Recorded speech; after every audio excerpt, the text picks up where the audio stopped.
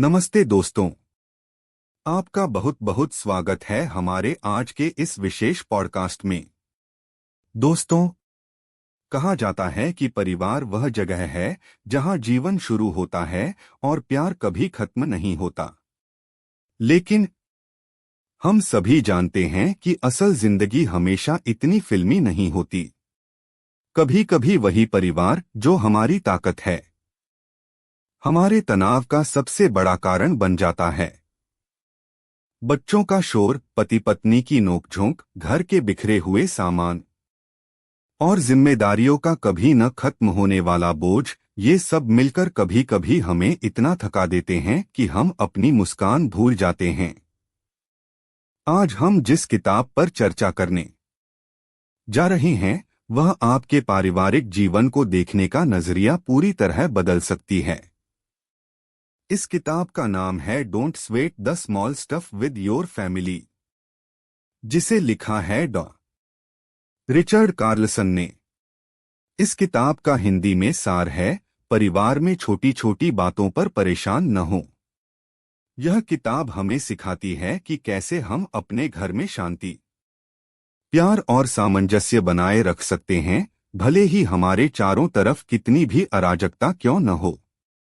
तो चलिए एक गहरी सांस लीजिए और शुरू करते हैं इस सफर को, जो आपके घर को एक खुशहाल आशियाने में बदल सकता है। सबसे पहले हमें यह समझना होगा कि एक आदर्श परिवार जैसा कुछ नहीं होता। हम अक्सर अपने दिमाग में एक तस्वीर बना लेते हैं कि हमारा परिवार कैसा होना चाहिए। बच्चे हमेशा आज्ञाकारी हों, जीवन साथी हमेशा हमारी बात समझे और घर हमेशा साफ सुथरा रहे। लेकिन हकीकत यह है कि इंसान गलतियों का पुतला है।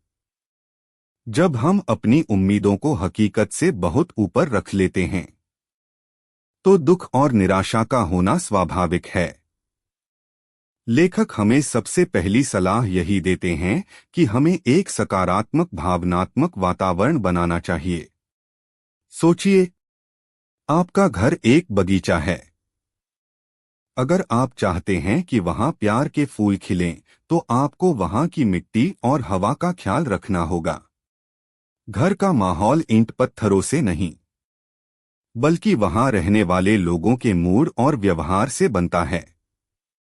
क्या आप घर में घुसते ही शिकायतें शुरू कर देते हैं? या क्या आप एक मुस्कान के साथ सबका स्वागत करते हैं?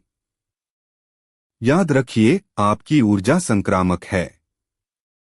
अगर आप शांत रहेंगे, तो धीरे धीरे पूरा घर शांत होने लगेगा। एक बहुत ही व्यावहारिक सुझाव जो लेखक देते हैं, वह है हर काम थोड़ा जल्दी शुरू करें। हम में से ज्यादातर लोगों के तनाव का कारण यह होता है कि हम हमेशा भागम भाग में रहते हैं। सुबह बच्चों को स्कूल भेजना हो या खुद ऑफिस जाना हो, हम सब कुछ आखिरी मिनट पर करते हैं। इससे हम खुद तो तनाव में आते ही हैं, साथ ही हम अपने परिवार पर भी चीखने चिल्लाने लगते हैं। अगर हम अपनी दिनचर्या में सिर्फ 10-15 मिनट का मार्जिन लेकर चलें, तो यह सारी हड़बड़ी खत्म हो सकती है। जब आप हड़बड़ी में नहीं होते, तो आप अपने बच्चों की बातों को सुन पाते हैं, अपने जीवन साथी से प्यार से बात कर पाते हैं। वह 10 मिनट की एक्स्ट्रा नींद शायद उतनी कीमती नहीं है जितना कि एक तनाव मुक्त सुबह। अब बात करते हैं एक बहुत ही गहरे सच की। जब कोई खुश होता है, तो वह मदद करने के लिए तैयार होता है। अक्सर हम शिकायत करते हैं कि घर के कामों में कोई हमारी मदद नहीं करता। लेकिन जरा सोचिए, क्या कोई व्यक्ति तब मदद करना चाहेगा जब उसे लगातार ताने मारे जा रहे हों या उसकी आलोचना की जा रही हो? नहीं। अगर आप चाहते हैं कि आपके परिवार के सदस्य, चाहे वह आपके पति हो, पत्नी हो या बच्चे, आपकी मदद करें, तो पहले उन्हें खुश और सम्मानित महसूस कराएं। जब हम किसी के प्रयासों की सराहना करते हैं, जब हम उन्हें बताते हैं कि वे हमारे लिए कितने महत्वपूर्ण हैं, तो उनका दिल करता है कि वे हमारे लिए और भी कुछ करें। आलोचना से आप किसी से जबरदस्ती काम तो करवा सकते हैं, लेकिन आप उनके दिल में जगह नहीं बना सकते।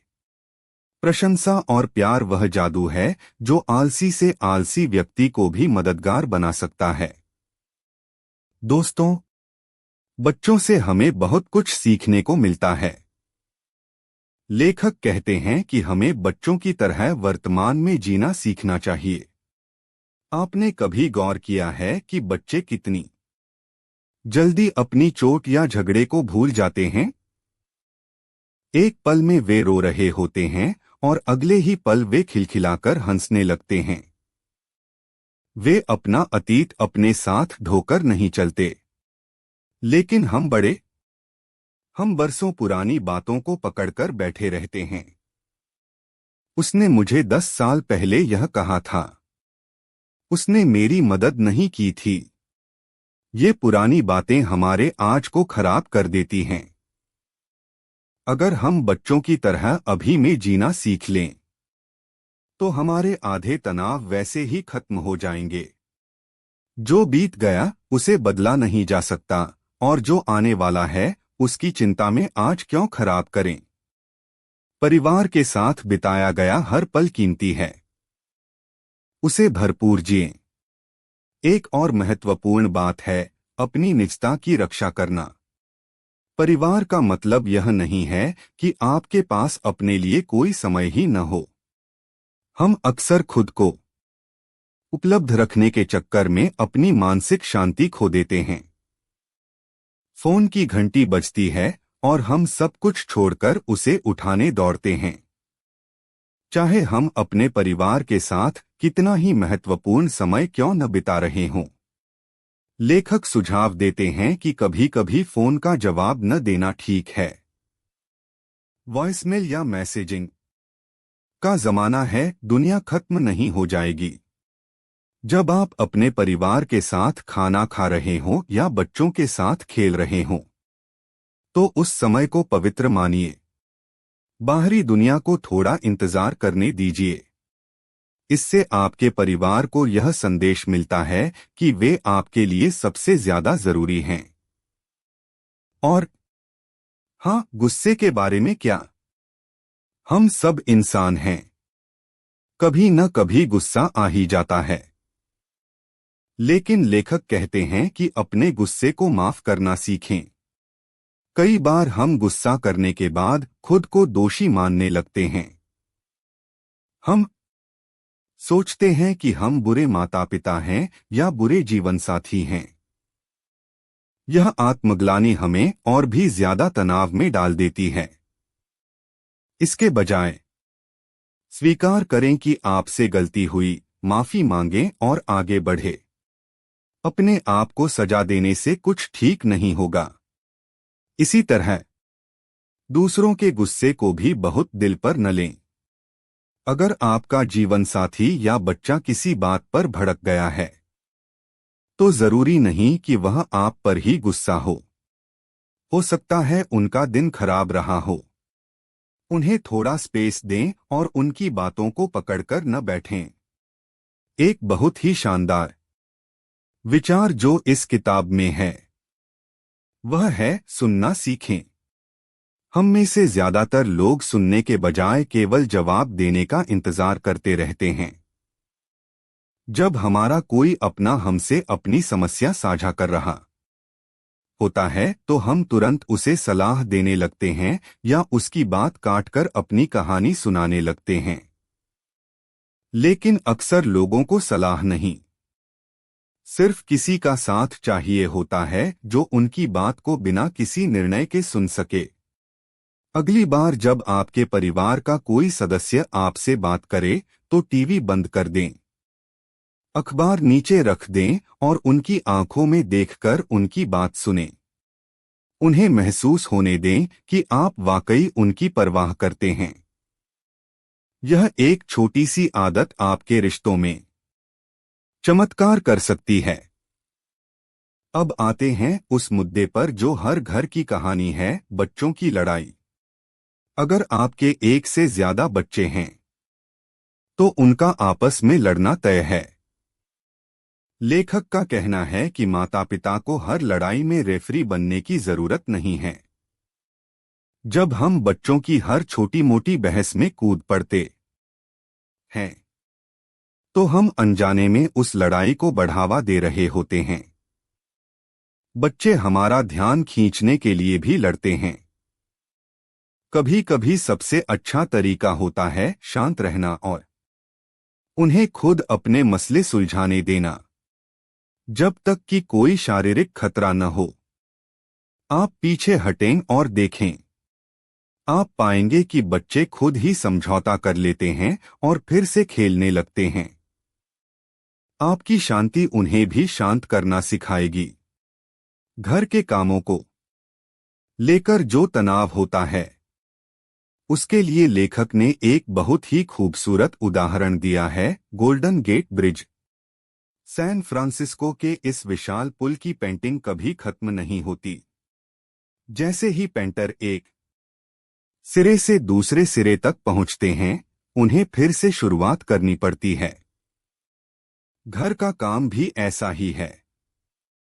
बर्तन धुलेंगे तो फिर गंदे होंगे, कपड़े धुलेंगे तो फिर पहनने के लिए तैयार होंगे। यह एक चक्र है। अगर आप यह सोचेंगे कि मैं एक बार सारा काम खत्म कर लूं, फिर आराम करूंगा, तो वह दिन कभी नहीं आएगा। इस हकीकत को स्वीकार कर लें कि घर के काम एक सतत प्रक्रिया है। इसे बोझ मानने के बजाय जीवन का हिस्सा मानें। जिस दिन आप इस बात को स्वीकार कर लेंगे कि काम कभी खत्म नहीं होगा, उस दिन से आप काम के बीच में भी आराम और खुशी ढूंढना सीख जाएंगे। एक और मजेदार नियम है, एक चीज आए तो एक चीज जाए। हमारे घर अक्सर कबाड़खाने बन जाते हैं क्योंकि हम चीजें खरीदते तो जाते हैं लेकिन पुरानी चीजें हटाते नहीं। इससे घर में अव्यवस्था फैलती है और अव्यवस्था तनाव पैदा करती है। नियम बनाएं कि अगर आप एक नया खिलौना या शर्ट खरीदते हैं तो एक पुराना खिलौना या शर्ट किसी जरूरतमंद को दान कर दें। इससे न केवल घर साफ रहेगा बल्कि आपके बच्चों में दान और त्याग की भावना भी विकसित होगी। जीवन में ना कहना भी बहुत जरूरी है। हम अक्सर दूसरों को खुश करने के चक्कर में अपने परिवार के समय की बलि दे देते हैं। सामाजिक जिम्मेदारियां जरूरी हैं, लेकिन अगर वे आपके पारिवारिक जीवन की कीमत पर आ रही हैं, तो आपको अपनी प्राथमिकताओं पर फिर से विचार करना होगा। अपने कैलेंडर में अपने परिवार के लिए और खुद के लिए समय आरक्षित करें, जैसे आप किसी महत्वपूर्ण मीटिंग के लिए करते हैं। उस समय को किसी और को न दें। इसे व्हाइट स्पेस या खाली समय कहा जाता है। यह वह समय है जब आपको कुछ नहीं करना है, बस साथ रहना है। यही वह समय है जब यादें बनती हैं। लेखक हमें यह भी याद दिलाते हैं कि हमें अपने जीवन साथी को कभी भी फॉर ग्रांटेड नहीं लेना चाहिए। यानी यह मानकर न चलें कि वे तो हैं ही। हम अजनबियों के साथ तो बहुत शिष्टाचार से पेश आते हैं, कृपया और धन्यवाद कहते हैं, लेकिन घर पर हम ये शब्द भूल जाते हैं। अपने जीवन साथी के प्रयासों को सराहें। अगर उन्होंने खाना बनाया है तो तारीफ करें। अगर वे नौकरी करके थके हुए आए हैं तो उन्हें पानी पूछें। ये छोटी छोटी बातें ही प्यार को जिंदा रखती हैं। याद रखिए, अगर आप अपने साथी का सम्मान नहीं करेंगे तो धीरे धीरे प्यार की जगह कड़वाहट ले लेगी। एक बहुत ही गहरा आध्यात्मिक पाठ जो यह किताब देती है वह है, जीवन नश्वर है। हम अक्सर इस तरह जीते हैं जैसे हम हमेशा यहां रहने वाले हैं। हम छोटी छोटी बातों पर झगड़ते हैं और उन लोगों को चोट पहुंचाते हैं जिन्हें हम सबसे ज्यादा प्यार करते हैं। लेकिन अगर हमें पता चले कि हमारे पास या हमारे किसी प्रियजन के पास बहुत कम समय बचा है, तो क्या हम उन छोटी बातों पर झगड़ेंगे? नहीं, हम हर पल को प्यार से भर देना चाहेंगे। तो उस बुरे वक्त का इंतजार क्यों करें? आज ही अपने परिवार को गले लगाएं। उन्हें बताएं कि आप उनसे कितना प्यार करते हैं। हर सुबह को एक उपहार मानें और हर रात को कृतज्ञता के साथ सोने जाएं। और हाँ, खुद को भी थोड़ा प्यार दें। अक्सर हम परिवार की देखभाल में खुद को भूल जाते हैं। लेकिन याद रखिए, आप एक खाली कप से किसी को चाय नहीं पिला सकते। अगर आप खुद शारीरिक और मानसिक रूप से थके हुए हैं, तो आप अपने परिवार को खुशी नहीं दे पाएंगे। इसलिए व्यायाम करें, अच्छा खाएं, अपनी पसंद की किताबें पढ़ें या संगीत सुनें। जब आप खुश और ऊर्जावान होंगे, तो आपका परिवार भी उस ऊर्जा को महसूस करेगा। लेखक कहते हैं कि अपने मूड को पहचानें। हम सब इंसान हैं और हमारे मूड बदलते रहते हैं। कभी हम बहुत खुश होते हैं और कभी बिना किसी कारण के उदास या चिड़चिड़े। जब आपका मूड खराब हो, तो उस समय महत्वपूर्ण फैसले न लें और न ही किसी गंभीर मुद्दे पर चर्चा करें। अपने परिवार को बता दें कि आज मेरा मूड थोड़ा खराब है, मुझे थोड़ी देर अकेला छोड़ दें। यह ईमानदारी बहुत सारे अनावश्यक झगड़ों को रोक सकती है। और जब आपके साथी या बच्चों का मूड खराब हो, तो उसे व्यक्तिगत रूप से न लें। यह सिर्फ एक दौर है जो गुजर जाएगा। एक और महत्वपूर्ण सलाह है दूसरों के नजरिए को समझना। परिवार में झगड़े अक्सर इसलिए होते हैं क्योंकि हम अपनी बात को ही सही मानते हैं। हम यह भूल जाते हैं कि सामने वाले का भी अपना एक सच हो सकता है। अगली बार जब बहस हो तो एक पल रुकें और सोचें, अगर मैं उसकी जगह होता तो मुझे कैसा लगता। सहानुभूति वह पुल है जो दो दिलों को जोड़ता है। कभी कभी सही होने से ज्यादा जरूरी दयालु होना होता है। अगर आप बहस जीत भी गए लेकिन अपने साथी का दिल दुखा दिया, तो क्या वह वाकई जीत है? अंत में मैं रिचर्ड कार्लसन की एक बात दोहराना चाहूंगा, ये सब छोटी बातें हैं। जी हाँ, जिन बातों को लेकर हम रातों की नींद खराब करते हैं, 5 साल बाद हमें वे याद भी नहीं रहेंगी। गंदा कमरा, जला हुआ खाना, बच्चे के कम नंबर या किसी रिश्तेदार की कोई चुभती हुई बात, ये सब जीवन के बहुत छोटे हिस्से हैं। जीवन का बड़ा हिस्सा है प्यार, साथ और यादें। इसलिए अपनी ऊर्जा को सही जगह लगाएं। अपने घर को एक ऐसा सुरक्षित स्थान बनाएं जहां हर कोई गलतियां कर सके, जहां हर कोई अपनी बात कह सके और जहां हर किसी को बिना किसी शर्त के प्यार मिले। दोस्तों, इस पॉडकास्ट का सार यही है कि पूर्णता के पीछे मत भागिए। न तो आप पूर्ण हैं, न आपका साथी और न ही आपके बच्चे। और यही बात आपके परिवार को खूबसूरत बनाती है।